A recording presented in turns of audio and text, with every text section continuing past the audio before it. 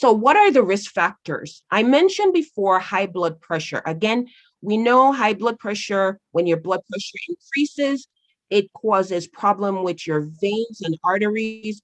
It gets more stiff. There's more, if you have any debris or plaques in your artery that's not supposed to be there, anything that's not supposed to be there, it's going to push it. It's good because of the high blood pressure. It's going to force it through the small tube that might cause it to burst or dislodge a clot. So that's why high blood pressure puts you at risk for strokes.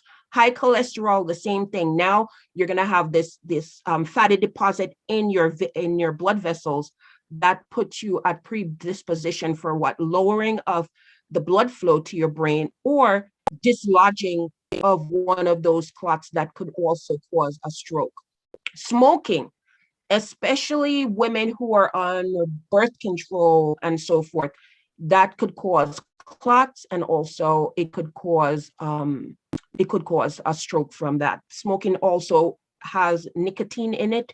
So nicotine causes the blood vessels to get smaller.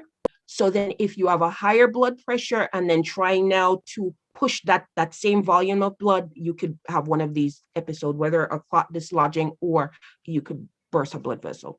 Poor diet also, again, you could increase your cholesterol that way, and also your salt intake, and also unhealthy foods. Again, unhealthy weight is a predisposition to strokes. Alcohol consumption could cause strokes. Birth control, as I mentioned, diabetes, because we know it affects the vein. Blood sugar also affects the blood vessels. So again, you have a predisposition to strokes from having diabetes. Inactivity, again, if you don't exercise, your blood pretty much sits there like how you would have muddy water in a pipe. And then guess what? You're going to have deposits there where you're going to have more fat sitting in the blood vessels, more chance for clot formation and so forth. So inactivity also causes issue. Chronic stress, because people will say, oh, I'm a good athlete. I exercise every day. I eat right. You could still get a stroke if you have chronic stress, because again, it is a condition where your blood pressure, your heart rate, all of that is going to increase. So then you could get a stroke.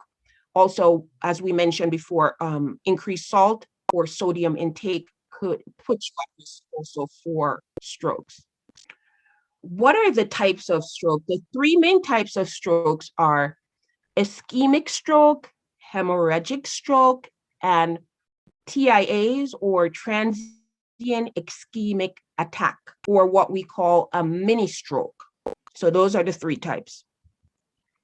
With ischemic stroke, it just means that the blood flow to an artery that supplies oxygen-rich blood to the brain becomes blocked. So again, these blockage lead to an ischemic stroke, which means there is no food, no oxygen going back and forth to the brain. Again, what they're seeing also is that more men are being hospitalized for ischemic stroke than women. And again, this one, it is just a blockage in the arteries in the brain that causes this type of stroke. The next type of stroke is a hemorrhagic stroke. Hemorrhagic stroke happens when an artery in the brain leaks or ruptures, so it breaks open. The leakage of blood puts too much pressure on the brain, which damages them.